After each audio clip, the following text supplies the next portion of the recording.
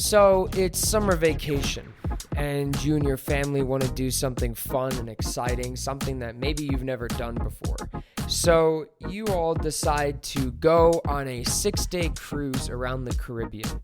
So you guys get the tickets and you get packed, and then the day of, you fly down to Miami, and then you park at the harbor, and you're waiting in line, and you see this ship coming in on the horizon, and it is an absolutely massive ship. 500,000 pounds gross tonnage, and you're thinking to yourself, how is it possible that this ship that is this gigantic is able to float on the ocean's surface? Well, it's all due to buoyancy, but let's talk about the science behind that. Welcome to the Science Behind That with Atticus Hamilton. Hello, all you scientists, and welcome on back to the Science Behind That podcast. I'm your host, Atticus Hamilton, and as you heard from the intro, today we are talking about buoyancy. Now, I know some of you in the audience may think this is funny or whatnot because, well, buoyancy is a topic that, we in the sciences discuss from a very early age in the scientific realm. Any introductory physics class or general science class will talk about buoyancy, at least to some extent. But this episode is coming to me as a recommendation from my boy James back east. So James, thank you very much for this recommendation, because it brings up a good point, which is we all know about buoyancy, but how does the principles of buoyancy allow it so that, a cruise ship that may weigh 500,000 tons is able to float on the ocean's surface, where we as humans are not able to float on the ocean's surface? And this is what we're going to be talking about today. We're going to be talking about the basic principles of buoyancy and, of course, how these principles of buoyancy relate to our real world. But before we do that and jump into today's episode, I'd like to invite all of you to go grab yourselves a nice steaming hot cup of coffee, add a little bit of maple syrup to it, and we are going to jump right in. So, hold on, let me take a sip of my own coffee here. I've got Death Wish coffee. I like Death Wish, although certain roasts of theirs have a little bit too much caffeine for me. But anyway, so what is buoyancy? So basically, all buoyancy is it is a measure, it's a force, basically. It's an upward force exerted on an object in relation to the downward force of gravity, the downward acceleration of gravity of the object onto the liquid media that it's in, right? So what does that mean in more plain English? Well, buoyancy is measured as force buoyancy equals P times V times G. P is the density of the object, V is the volume of displaced fluid in liquid meters, which is equivalent to the volume of the object, and then G is, of course, the acceleration due to gravity, 9.81 meters per second squared. And so basically what this means is when you submerge an object in water, it is going to displace an equivalent amount of fluid, a volume of fluid of water, as is its own volume. But what actually determines whether or not an object floats is more related to the density of the object. Right? And so let's get into this. So if you have a pair of scissors, let's say, and you put a pair of scissors in a bottle of water, what do you think is going to happen? Well, what is going to happen is, it's going to sink, right? It's not going to float on the surface of the water. Now, why is that? Well, to understand why that is, let's look at the density of water. What is the density of water? It's about 0.998 grams per cubic centimeter, or about 1 gram per milliliter. And so if the object you're putting into the water, for example, has a higher density than the density of the water, it's going to sink, right? Because it can't displace enough volume of water to keep itself afloat. And that is where volume and surface area come into play. But we're going to get to that later on. So going back to the scissors example, right? Just to illustrate this, what would happen if you put it in a vat of mercury? Well, it would float, right? Mercury is a liquid, but the density of mercury is around 13.56 grams per centimeters cubed. So assuming that the density of your scissors is less than the density of mercury, it would float on the surface of the mercury in the same vein that a leaf or a feather floats on the surface of water, or a cruise ship, right? So that's the density aspect, and the density aspect is one of the most important aspects of our buoyancy equation, which remember is force buoyancy, FB, equals P times V times G. P density, V volume, and G acceleration of gravity. So going into the next part of that equation then, because we already talked about density, is volume. Now, volume is how a cruise ship is able to stay afloat on the surface of the water. So let's talk about that, right? So there's a lot of different cruise ships out there. Apparently, my coworkers the other day were talking about cruises, and while that's something that I would never ever go on, I think the science behind how it works is interesting. So a small cruise ship, which I guess according to this is an AI. Okay, cool. According to an AI, a small cruise ship, it would be like the Costa de Lozia or the Costa Pacifica, and those are around between 60,000 tons and 114,000 tons. Whereas the mega cruise ships, which I guess is like the Royal Caribbean's Icon of the Seas, that's around 248,000 tons, and this is empty weight. If we look at gross weight, gross tonnage would be more in the line of 450 to 500,000 tons. So how is it, right?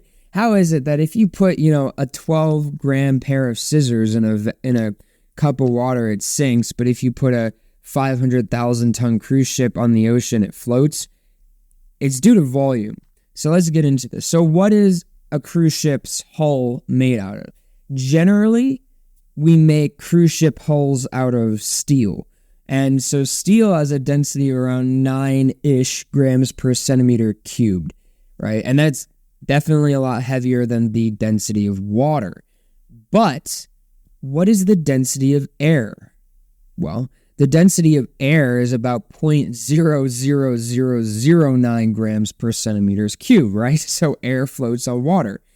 And now you may be saying, well, Atticus, what does air have to do with anything? Because the vast majority of the space in a cruise ship is air. The vast majority of it is empty. So how do you get the cruise ship to float? Surface area. So you can get, and if an object has a higher density than that of the fluid it's floating on, if it is big enough to where it is the size of that object is able to displace the equivalent amount of water as to its volume and density, then it floats, right? And so that's why cruise ships are so long. They're long because the length of a cruise ship is proportional, or is basically the required length to allow it to push down on the water in an equal amount of density, of force, as the water is pushing up on it. And that's where volume comes into play. So when the vast majority of the volume in a ship hull is air, it allows the surface area of the ship hull as it interfaces with the water to disperse its mass across the entire area, which basically renders its density less than that of the water's surface.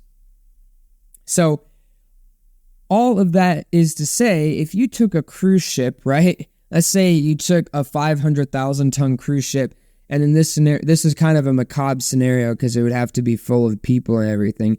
And you crushed it up into a ball, fuel and people and all.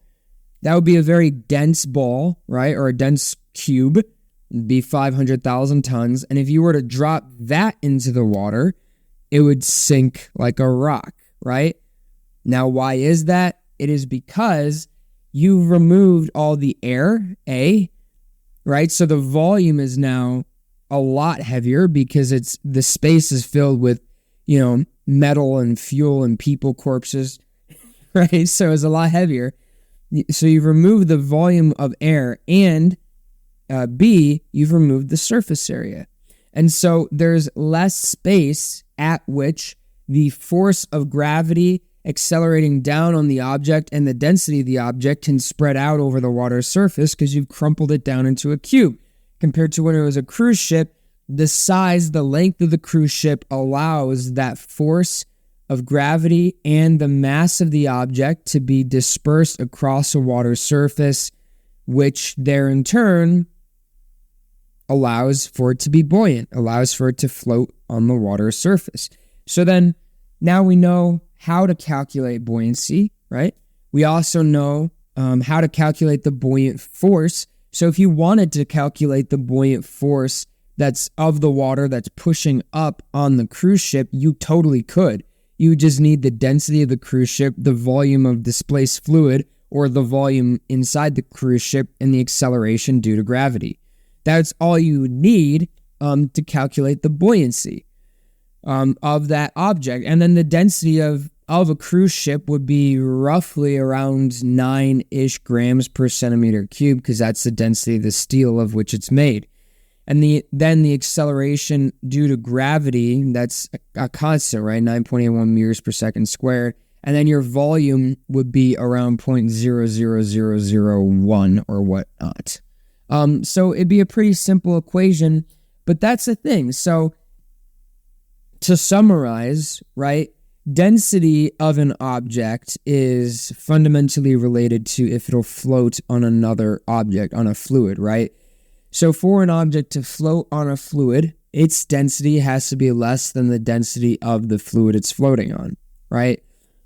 But you can get really heavy things to float by increasing their length, their surface area, which in turn increases the volume of space that's occupied by air, which decreases the density in one point, because it spreads that density out over the entire surface of the fluid it's floating on, which allows it to float on the water surface. And that gets into another physics principle called surface tension, right? Because that's another way to float an object on the surface of a fluid, which is what water striders do, right? Their legs are hydrophobic, and it allows for extreme surface tension, which is what allows them to float on the surface of water, right? So then, to summarize, that's why a cruise ship can float on the ocean surface, but if you jump into normal salt water, you can't, right? Because the density of a person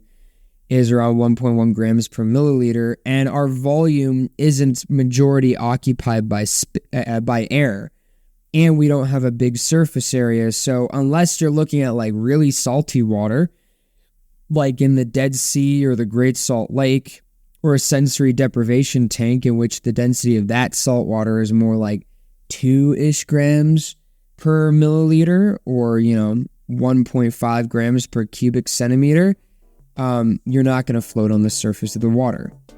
So, ladies and gentlemen, I hope you enjoyed today's episode. I know it was a little shorter than most of my episodes are. And this was actually kind of a fun episode to do. Even though I'm not a physicist and I'm not a physics, or I didn't major in physics in college, I do like talking about physics, and I hope you enjoyed today's episode. And once again, thank you to James for shooting me this recommendation. And if you guys have any comments or recommendations for the show, you can always shoot me an email at thesciencebt@gmail.com. And until next time, have a fantastic Friday, have a fantastic weekend, and I will see you all in the next episode. Oh, and have a great Mother's Day, because Mother's Day is this Saturday. So have a great Mother's Day. I'll see you all later. And remember, as always, stand up and question everything.